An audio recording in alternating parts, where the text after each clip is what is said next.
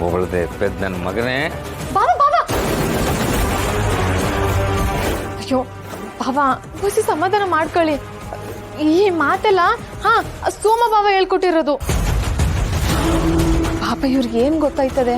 ನೀವೇ ಹೇಳ್ತಿರ್ತೀರಲ್ವಾ ದಡ್ಡ ದಡ್ಡ ಅಂತವ. ಸಮಾಧಾನ ಮಾಡ್ಕೊಳ್ಳಿ ಬಾಬಾ. ಅಮ್ಮ ನಿಂದು ಯಾಕೋ ಅತಿ ಆಯ್ತು ಕಲ. ಒಂದಲ್ಲ ಒಂದ್ ದಿವಸ ಮನೆ ಬೆಂಕಿ ಹಚ್ಚೇಸ್ತೀಯ ಐತೆ.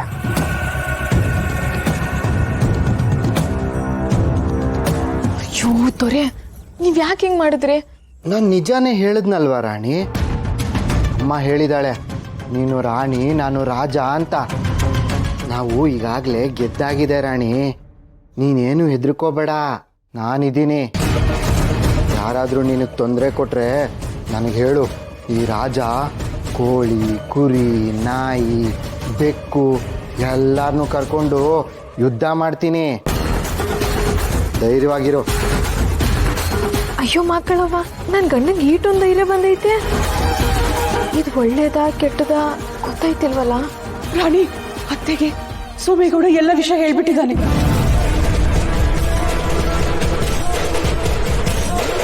ಮನುಗೆ ನಮ್ಮ ಮಾವಂತರ ವೇಷ ಹಾಕಿ ನಾಟಕ ಮಾಡಿದ್ವಲ್ಲ, ಆ ವಿಷಯ ಅವ್ರಿಗೆ ಗೊತ್ತಾಗಿರ್ಬೇಕು. ಕೋಪ ಮಾಡ್ಕೊಂಡು ನಿನ್ನ ಕೂಗ್ತಾ ಇದ್ದಾರೆ.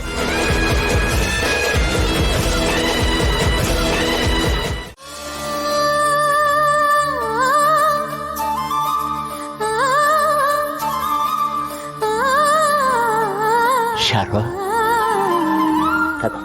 ತಿನ್ನು. ಇದನ್ನೇ ತಂದ್ರಿ? ಬೆಳಿಗ್ಗೆಯಿಂದ ನೀನೇನು ತಿಂದಿಲ್ಲ. ವಯಸ್ಸಾದ್ಮೇಲೆ ದೇಹಕ್ಕೆ ಏನಾರ ಒಯ್ತಿರ್ಬೇಕು, ಆಗ ಹೊಟ್ಟೆಗೆ ತಾಳ ಆಯ್ತದೆ. ತಗ ತಗ. ನನಗೆ ಮತ್ತೆಷ್ಟು ಸಂತೋಷ ಆಗ್ತಾ ಇದೆ ಗೊತ್ತಾ? ನನ್ನ ದೊಡ್ಡ ಮಕ್ಕಳು ರತ್ನನ್ ಮದುವೆನ ಹತ್ತಿರದಿಂದ ಕಣ್ತುಂಬ ನೋಡ್ದಂಗಾಯ್ತು.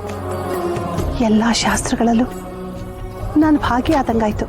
ಇದಕ್ಕಿಂತ ಇನ್ನೇನ್ರಿ ಬೇಕು? ಮಕ್ಕಳ ಖುಷಿ ಕೊಟ್ರೆ ತಡ್ಕೊಳಕ್ಕಾಗಕ್ಕಿಲ್ಲ, ಕಿಕ್ಕೊಂಡ್ಬಿಟ್ರೆ ಉಸಿರು ಎಳ್ಕೊಳಕ್ಕಾಗಕ್ಕಿಲ್ಲ.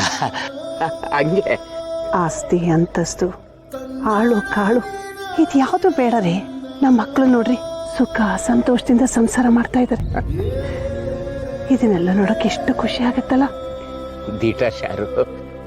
ಆದ್ರೆ ನನ್ನ ಮಗ ಶಿವ ನನ್ನ ಅಮ್ಮ ಅಂತ ಒಪ್ಕೋಬೇಕು. ಆ ದಿನಕ್ಕೋಸ್ಕರ ಕಾಯ್ತಾ ಇವ್ನಿ. ಅವನು ಹೋಗುವಾಗ ಬರುವಾಗ ನನ್ನನ್ನು ಒಂದು ಸಾರಿ ತಿರುಗಿ ನೋಡ್ಬೇಕು. ಅಷ್ಟಾದ್ರೆ ಈ ಜೀವಕ್ಕೆ ಸಮಾಧಾನ ರೀ. ಯಾವ ಸಮಯಕ್ಕೆ ಏನೇನಾಗಬೇಕೋ ಆಯಾಯ ಸಮಯಕ್ಕೆ ಅದೆಲ್ಲ ಆಯ್ತದೆ. ನೀವು ತೊಗೊಳ್ಳಿ. ಇರ್ಲ, ನಾನು ತಿಂದೆ. ಬಹಳ ಸಂತೋಷ ಆಗ್ತಾ ಇದೆ. ಆ ಸಂತೋಷಕ್ಕೆ ಹಸಿವೆ ಆಗ್ತಾ ಇಲ್ಲ. ಹುಷಾರು, ನೆತ್ತಿಗೆ ಹತ್ಬಿಡ್ತಾ. ನಾನು ನೀರು ತಗೊಂಡ್ಬರ್ತೀನಿ.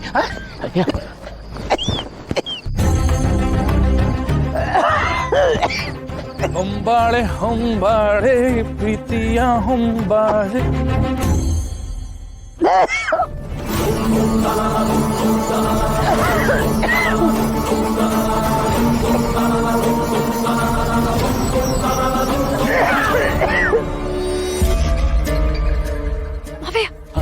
ಬರವ, ನನ್ನ ಹೆಂಡ್ರಿಗೆ ನೆತ್ತಿಗೆ ಹತ್ಬಿಟ್ಟಿದೆ, ನೀರು ಕುಡಿಸ್ಬೇಕು. ಅಯ್ಯೋ ಮಾವಯ್ಯ, ಒಂದು ನಿಮಿಷ ಹೋಗ್ಬೇಡಿರಿ. ನೋಡಿ, ಇವಾಗ ನಾವು ನೀರು ತಗೊಂಡೋದ್ರೆ ಅತ್ತೆಗೆ ಮಾತ್ರ ಸಮಾಧಾನ ಆಗುತ್ತೆ. ಅದು ನೀರು ಕೊಡ್ತೇ ಹೋದ್ರೆ ನಮ್ಗೆ ಎಲ್ರಿಗೂ ಸಮಾಧಾನ ಆಗುತ್ತೆ. ನೋಡ್ತೀವಿ ಅಲ್ಲಿ ನೋಡಿ. ಅಯ್ಯೋ ಅತ್ತೆನಲ್ಲ ಮಾವಯ್ಯ, ಅತ್ತೆ ಹಿಂದೆ ನೋಡಿ.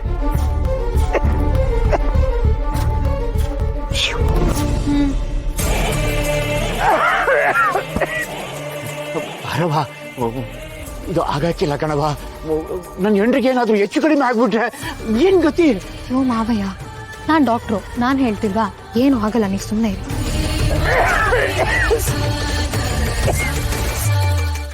ಅಜಯ್, ಯಾಕೆ ಹಿಂಗೆ ಸುಮ್ಕೆ ನಿಲ್ಸ್ಕೊಂಡಿದ್ಯಾ? ಏನಾದ್ರು ಹೇಳು. ನಿನ್ ತಲೆ ನಮ್ಮಳ್ಳಿ ದೀಪ ಆಗೈತೆ. ಯಾವಾಗ ಆನ್ ಆಯ್ತದೋ ಯಾವಾಗ ಆಪ್ ಆಯ್ತದೋ ಒಂದು ಗೊತ್ತಿಲ್ಲ. ಹೊಸಿ ಅಮ್ಮಕ್ ಕಟ್ ಸುಮ್ಮಕ್ ಕಿತ್ಕ. ಅಜ್ಜಿ ಕರೆದ್ರಂತೆ. ನೀನ್ ಈ ಮನೆಗೆ ಮದ್ವೆ ಆಗಿ ಬಂದ್ಮ್ಯಾಕೆ ಏನೇನ್ ಮಾಡಿದೀಯ ಅಂತ ಹೊಸಿ ಹೇಳು. ಅಜ್ಜಿ ಯಾವುದ್ರ ಬಗ್ಗೆ ಮಾತಾಡ್ತಿದ್ದೀರಾ? ನೀ ಮನು ಜೊತೆ ಸೇರ್ಕೊಂಡು ಏನೇನು ನಾಟಕ ಆಡಿದೀಯಾ ಅದ್ರ ಬಗ್ಗೆ ಕೇಳ್ತಾ ಇವ್ನಿ.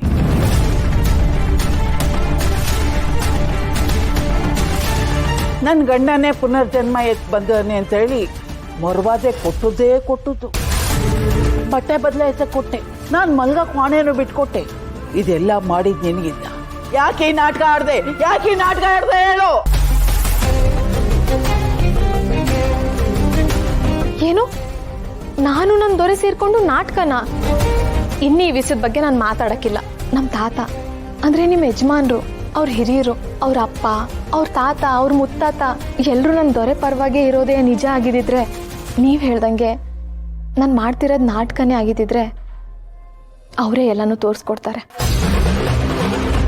ಅಜ್ಜಿ, ನಿಮ್ಮ ಅಕ್ಕಪಕ್ಕ ಕೂತ್ಕೊಂಡು ಚಮಚಗಿರಿ ಮಾಡ್ತಾರಲ್ಲ, ಅವ್ರು ಹೇಳಿರೋ ಮಾತನ್ನೆಲ್ಲ ನೀವು ಕೇಳಿಸ್ಕೊಂಡಿದ್ದೀರಾ ಅಂತ ನಂಗೆ ಸಂದಾಗ ಗೊತ್ತೈತೆ. ಇನ್ನು ಈ ವಿಷಯದ ಬಗ್ಗೆ ನಾನು ಮಾತಾಡೋಕ್ಕಿಲ್ಲ. ಆದರೆ ನಾನು ಆಗಲೇ ಹೇಳ್ದಂಗೆ ನಮ್ಮ ತಾತ ಅಂದರೆ ನಿಮ್ಮ ಯಜಮಾನ್ರು ಅವರಾಗ ಅವರೇ ಬಂದು ನಾವು ತೆಪ್ಪ ಒಪ್ಪ ಅನ್ನೋದನ್ನು ಸಾಬೀತು ಮಾಡಿ ತೋರಿಸ್ತಾರೆ. ಅಲ್ಗಂಟ ನಾವು ನಮ್ಮ ಮುಖನ ನಿಮಗೆ ತೋರ್ಸೋಕ್ಕಿಲ್ಲ. ನಾನು ಬರ್ತೀನಿ. ಇದೇ ನೀವು ಹಿಂಗಂದೋಗ್ಬಿಟ್ಲು.